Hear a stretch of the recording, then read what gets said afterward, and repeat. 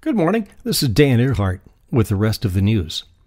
On Facebook, there's one of those cartoons going around right now. This one purports to explain the Oxford comma. That's the second or serial comma in a passage. While not exactly riveting stuff, the Wikipedia example is. Here goes. A newspaper account about Merle Haggard says a documentary interviewed his two ex-wives, Kris Kristofferson and Robert Duvall. Hey, Facebook's all over this recent porn epidemic, calling it purely malicious. It's actually not on their website. It's a browser flaw.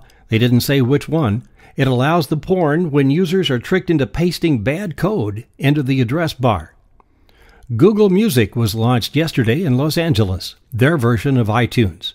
It will be integrated with Android phones, which is the #1 smartphone operating system in the world.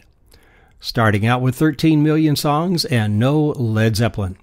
Sprint will become the first American cell carrier to transmit emergency alerts, text messages, straight to the phone from the Weather Service, state and local emergency centers, and the President of the United States. Tests begin next month in New York City with Homeland Security, and they hope it'll go better than last week's test when FEMA dusted off the old emergency alert system and listeners heard Lady Gaga. Did you know today is the Great American Smokeout? It's the 36th annual. It's always the Thursday before Thanksgiving, which means, yes, it's next Thursday. The National Restaurant Association says 14 million people eat Turkey Day out. That's 6%. So, 94% of all Americans still eat a traditional Thanksgiving dinner at home with all the trimmings, just like Grandma used to make. Well, maybe you're lucky and Grandma lives at the beach in Hawaii. Well, Grandma can expect debris from the Japanese tsunami of March 14th to start washing ashore any day now. Stuff like roofs off houses. Grandma live in Oregon or Washington? The Pacific Northwest gets the brunt of Fukushima sometime next year, headed this way at 20 miles a day. Look out, Cannon Beach. Oregon is now using iPads for voters with disabilities. They're a lot easier to take to care facilities than voting machines. While not connected to the internet, they record the votes as marked on screen. Choices can be blown up for the hard to see, and there's no need to hold a pen for folks with severe arthritis. Maybe it's the voting machine of the future. Tired of Congress? 57 members are solidly 1%ers. 250 are millionaires. They're exempt from insider trading laws.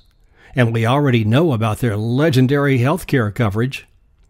Nobody takes a couple of weeks to ride a horse to Washington from Illinois anymore.